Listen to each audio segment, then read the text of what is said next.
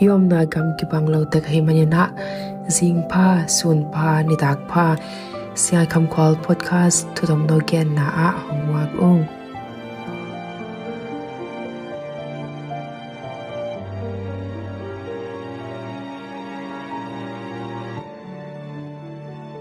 zanin thui gen chiang in ithupit sak ding iwultung sak ding thu ni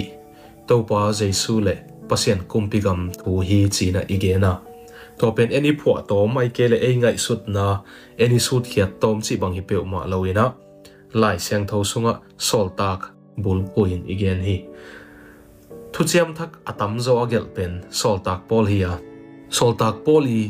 gen khem pe gel khem pe luka ina ong tom la kina to teng khem pe tom lak leng hi thu ni in gen thei ding hi topa jesu le pasien kumpigam to kisai hi china luka i gel na sol tak song panina igen a hi toma gen zom to lai leng iuta topa jesu to kisai gen de lai leng iu thi thu chiam thak lim takina isim chiang ina kamal ki jang mun ma pen Chris sunga chi bang ai kele topa sunga chi bang nana ki jang mun ma hi sol tak polina alai khak te laka akamal zat mun pen ding ina ka up pen Greek pawina en Christos ki china mang pawin in Christ ki china ei pawina Chris sunga chi thei dinga ai kele topa sunga zong chi thei ding hi gen te na ding ina pasianina Chris sunga hong tel hi efesa alian khata neuli topa sunga hong sam hi korin masa alian sagian eu som ni le ni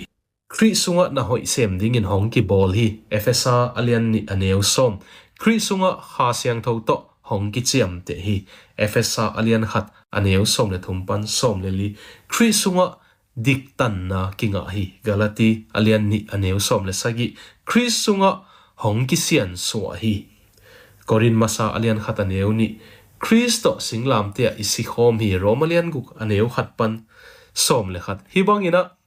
gen thei ding tampi tak nana om zi hi vyo kada ma pen tu lai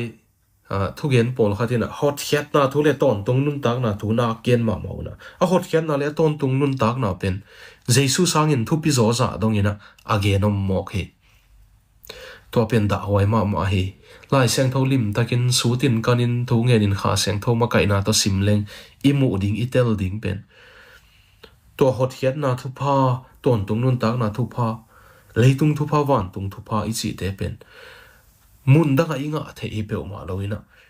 Chris sunga topa sungbek ma om nana hi veo gen te na ding ina romalian thum aneu som ni le lina banga Chris sunga om hot hiat na the redemption that is in Christ Jesus na chingyan ma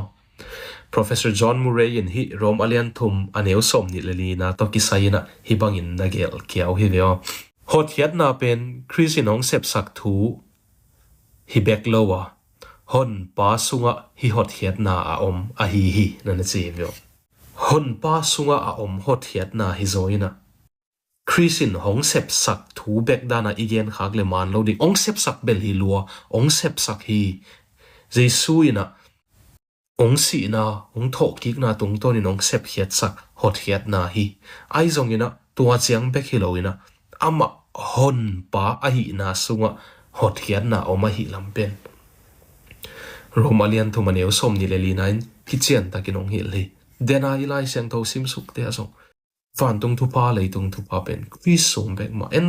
a jesu sang ina atwa te pen ithugen na hong ki ultung sak zo khamo kina tua ultung sak lo ding to pa jesu ma ultung sak ding a hi ide na ina again pa hi aso lo che nong pai heding kalai bua hi bangina kagela hi thu atel chen te ring athugen zia zong hong tum dang ma ta ding hi thugen mi hot khian na thu bang chi gen ding ka hiam thungai mi na hi hot khiat na bang chinga ding ka hiam chi sangin thugen mi in Kristo kisai bang chi gen ding ka hi hiam thungai mi Krisunga bang chi om the ding ka hi hiam chi lamin athogen zia hong ki kong hei ta ding hi china kana gela to pa jesu sung bek ma hot khiat na ton tung nun tak na chi te oma hi lam isut igen I thei chiangina ithogen zia pen hot khiat na thu bang chi gen ding chi sangina Christ ki sai bang chi gen ding hot khiat na bang chi nga ding chi sangina to pa jesu kia bang chi hi thei ding bang chi nga thei ding ka hi hiam china ithogen ziang ki khel ta hi asol lo hinong suak ding kalai buthak song ma lai siang tho siam bibi warfield kamal khat hi bangina na leting up nine hong hon khia hi lo hi siang gen leng up na tung tonin chrisin hong hon khia hi zo hi hot khiat theina ding wang let na pen up na sunga om lowa I up na akingak na jesu christ sunga hot khiat na a om hi zo hi tuni ton tung hi kamal na lunga yin la nana hong ki kikin